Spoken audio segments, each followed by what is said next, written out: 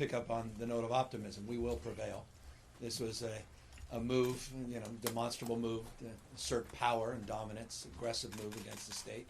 A few days before UN Climate Week, to punctuate a point, and it's a point that's been advanced by previous administrations. Let's not forget, we were here just a few years back. George W. Bush asserted the same kind of authority, at least tried to assert that they had the ability to eliminate our waiver, a waiver that goes back to my birth year, 1967, when we had major smog in Southern California, and you had a leader, an environmental leader by modern terms, in the name of Ronald Reagan, who pushed the federal government, eventually leading to the Clean Air Act, signed by, again, a Republican environmental leader by modern Republican standards, by the name of Richard Nixon. This was bipartisan. You had a Senator Murphy, a Republican at the time in California, was also advocating for the same. I don't know what the hell has happened to the Republican Party. And by the way, where is the Republican Party right now? Where are they pushing back? Why aren't they pushing back? They believe in federalism. They believe in state rights. At least they assert that. And they're nowhere to be found on this. 100 waivers have been approved over and over and over again. Courts have upheld our rights of these waivers.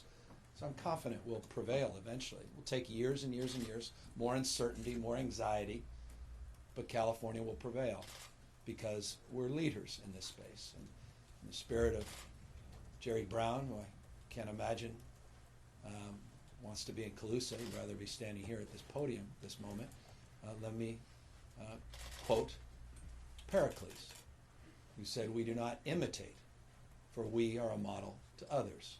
Former mayor Pericles told that to the Athenians. We are the pace car as it relates to environmental stewardship, clean air, clean water, and reducing tailpipe emissions. And so we're proud of that. It's part of who we are. It's in our DNA. And it's part of our economic story. And I want to just close on this. We are also dealing with an administration that lays claim, and the Republican Party that lays claim to supporting free enterprise. The irony of that shouldn't be lost on anyone when they called in these same companies and threatened their business models and have now asserted under antitrust provisions. They have set the DOJ as a political arm of the administration to further threaten and chill our negotiations with additional companies that were very soon about to join voluntarily California's higher vehicle emissions standards. That's not free enterprise. That's not about states' rights. That's about bullying and intimidation. That's unethical. I would argue on the margin illegal, but that's for folks that went to law school. I did not. And so California will assert itself. I'll just close on this. This is not surprising, as Mary said. I think we've been thinking about this. I think the day he got into office, we anticipated this move. But I find it so fascinating that we didn't think it would be his first move on the issue of tailpipe emissions. We thought he would go after our fuel standards that had now been adopted by the Obama administration and the law of the land. And it's interesting. They can't even fake the science. They're so desperately flailing, they seemingly can't even figure out the data and the science. And the irony of ironies, and I think one of you picked this up, if they possibly were successful with the waiver, but not with the vehicle model standards, the irony is the default would be back to the Obama standards, not to the new negotiated standards with the automobile companies that they claim to be protecting that were agreed to in our pact. That's the perversion of this moment. Pure politics, and politics that could have profound consequences, not just in terms of the air we breathe in the state of California, and addressing the fact we still lead the nation in air pollution. 7 of the top 10 cities, most polluted cities in America, are in our state. That's why this is so important. But will impact the rest of the country and in closing the rest of the world. The innovation genie is out of the bottle. Every single one of these companies know where the consumer's going, know where the world is going. They know where China has committed to going by 2040. They know where India and Japan are going, and that's the elimination of the internal combustion engine.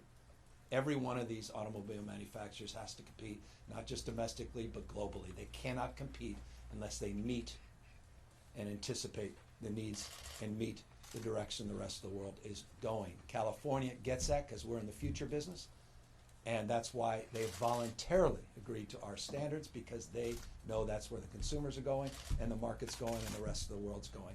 So it begs the question, Mr. Trump, what and who is this for? The companies, the automobile manufacturers, don't want it. So is it about Marathon Petroleum? Look them up, because it is. It's about Charles Koch's efforts to manipulate and to market, efforts to advance this announcement. It's about the oil industry, period, full stop. It's not about the car manufacturers, it's not about consumers, it's not about the health, it's not about our economy. It's about oil companies. And the irony of that, final words, is here we are, the precipice of more unrest in the Middle East, a time when we've yet again been exposed for our deep dependence on foreign oil that now has a trajectory to get us back into conflict in the Middle East.